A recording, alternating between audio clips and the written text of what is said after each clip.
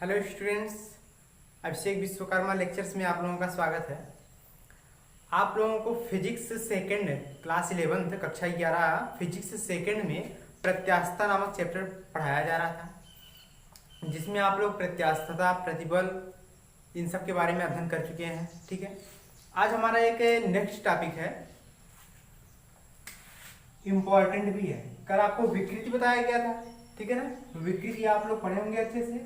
हमारा next heading है hook का नियम। ये भी बहुत ज्यादा इंपॉर्टेंट है, ठीक है ना।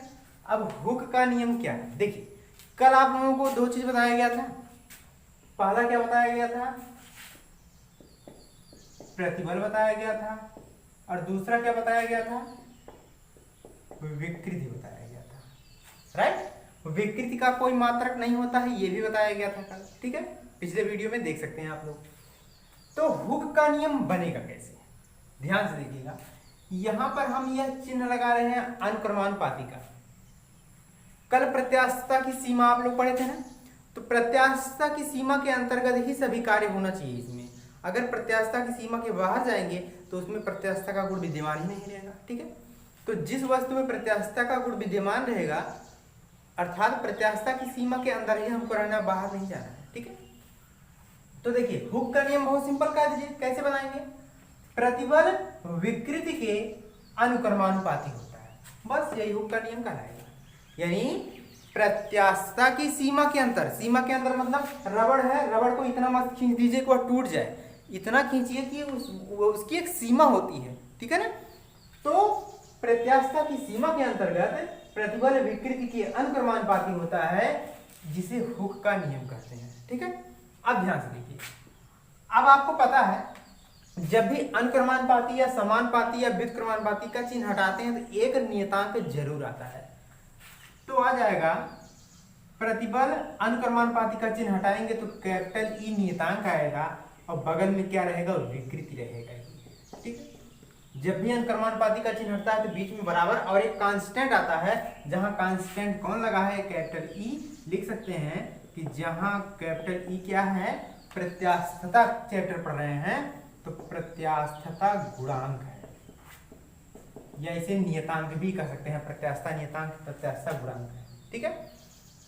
तो प्रतिबल विकृति के अनुक्रमानुपाती होता है, यह याद करेंगे हुक के नियम। परिभाषा आप लोग लिख लीजिएगा, अभी लिख दे रहे हैं, ठीक है। चलिए, इतना कंप्लीट होने के बाद हमारा एक टॉपिक और आता है, यह प्रत्यास्थता गुणांक, ठीक है। प्रत्यास्थता गुणांक है, देखिए हम इसी में इसलिए बता रहे हैं, थोड़ा सिंपल लगेगा आपको।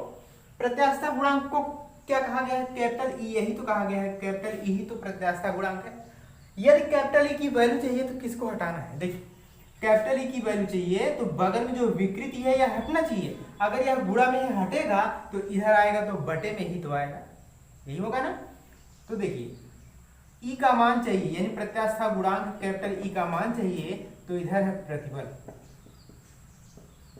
विकृति गुणम है तो इसी के आ जाएगा बटे में विकृति, ठीक है। चलिए, तो प्रत्यास्थता गुणांक बराबर क्या होता है, प्रतिबल बटे विकृति। अब आप बताइए, प्रतिबल का मात्रक कल बताया गया था, प्रतिबल बराबर होता है बल बटे क्षेत्रफल। बल का मात्रक न्यूटन, बटे में क्षेत्रफल का मात्रक होता है मीटर का स्क्वायर, और बटे में भी एक चीज है विकृति। अब विकृति का मात्रक क्या होता है, कोई नहीं, बताया गया था ये भी कि विकृति का कोई मात्रक नहीं होता है, ठीक है। तो प्रत्यास्थता गुणांक की परिभाषा क्या बनेगी ये बताइए, ठीक है। ध्यान से देखिए, प्रतिबल और विकृति के अनुपात को प्रत्यास्थता गुणांक कहते हैं।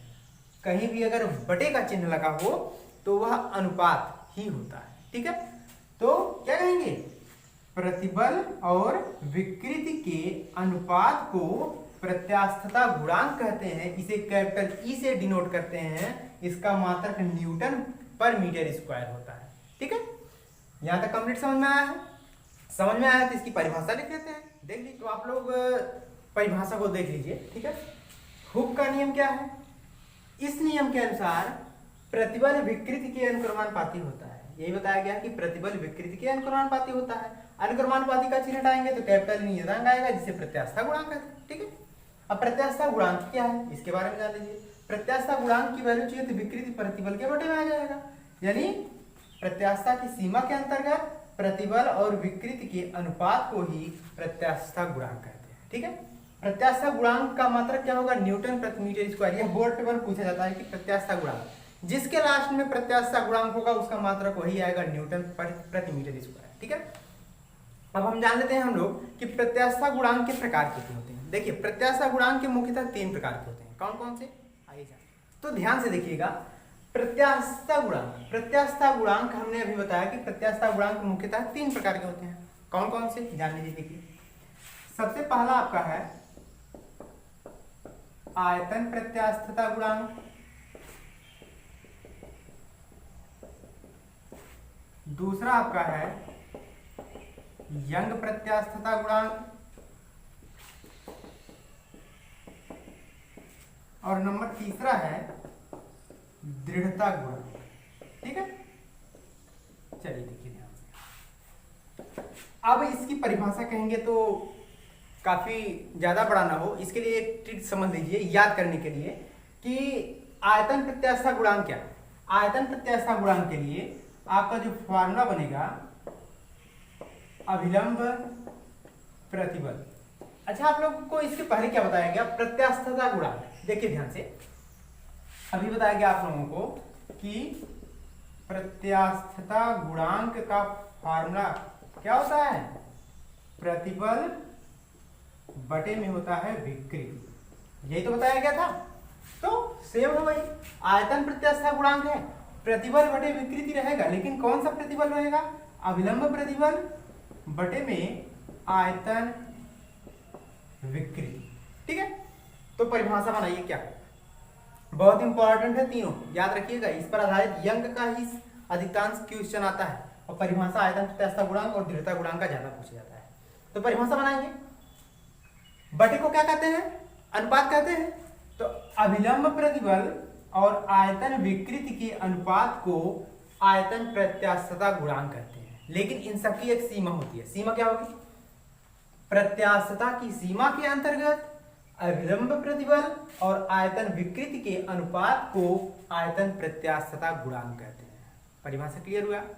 चलिए, इसी प्रकार हम लोग जान देते हैं कि यंग प्रत्यास्थता गुणांक परिभाषा क्या बनेगी? यंग प्रतिबल बटे विकृति इसमें भी रहेगा, लेकिन कौन सा रहेगा? अनुदैर्घ्य प्रतिबल, और बटे में क्या रहेगा? अनुदैर्घ्य विकृति। ठीक है, यही याद करना। अगर ये याद हो गया तो परिभाषा अपने आप लोग बना सकते हैं। तो यंग प्रत्यास्थता गुणांक की परिभाषा क्या बनेगी? प्रत्यास्थता की सीमा के अंतर्गत अनुदैर्घ्य प्रतिबल और अनुदैर्घ्य विकृति के अनुपात को यंग प्रत्यास्थता गुणांक कहते हैं। यहां तक क्लियर हुआ? लास्ट हमारा है दृढ़ता गुणांक। अब दृढ़ता गुणांक का क्या बनेगा? ध्यान से देखिए, फार्मूला देख लीजिए, अपने आप बना सकते हैं। स्पर्श रेखीय प्रतिबल, स्पर्श रेखीय प्रतिबल बटे अपरूपण विकृति। ठीक है, यह याद करना पड़ेगा। परिभाषा आप लोग बना सकते हैं। क्या कहेंगे दृढ़ता गुणांक के लिए?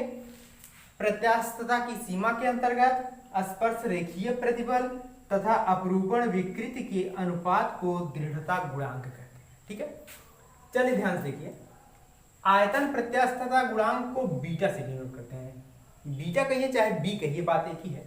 यंग प्रत्यास्थता गुणांक को वाई से डिनोट करते हैं, और दृढ़ता गुणांक को नीटा से डिनोट करते हैं। नीटा कैसे बनता है? यंग की तरह रहेगा, लेकिन ये पाई थोड़ा लंबी रहेगी। ठीक है ना, नीटा। तो दृढ़ता गुणांक को नीटा से, यंग प्रत्यास्थता गुणांक को वाई से, और आयतन प्रत्यास्थता गुणांक को बी से चाहे बीटा से कहिए। और प्रत्यास्थता गुणांक सब में लगा हुआ है ना, गुणांक सब में है, तो सबका मात्रक वही आएगा, न्यूटन पर मीटर स्क्वायर। सबका मात्रक सेम ही रहेगा। ठीक है, तो इतना आप लोग कंप्लीटली समझ लिए हैं। इसके बाद नेक्स्ट डे, आज तो इतना ही, नेक्स्ट डे आप लोगों को इसके लिए फार्मूला बताया जाएगा, और एक आध दो टॉपिक जो भी बचे हुए हैं उसको। परिभाषा आप लोग तो लिख ही लेंगे, परिभाषा तो बहुत कठिन है नहीं तो दे दिया जाएगा, परिभाषा लिख लीजिएगा, नहीं आएगा तो पूछ लीजिएगा। और हाँ, आप लोगों का 2 दिन सैटरडे और संडे ऑनलाइन क्लास क्लोज रहेगा। ठीक है ना।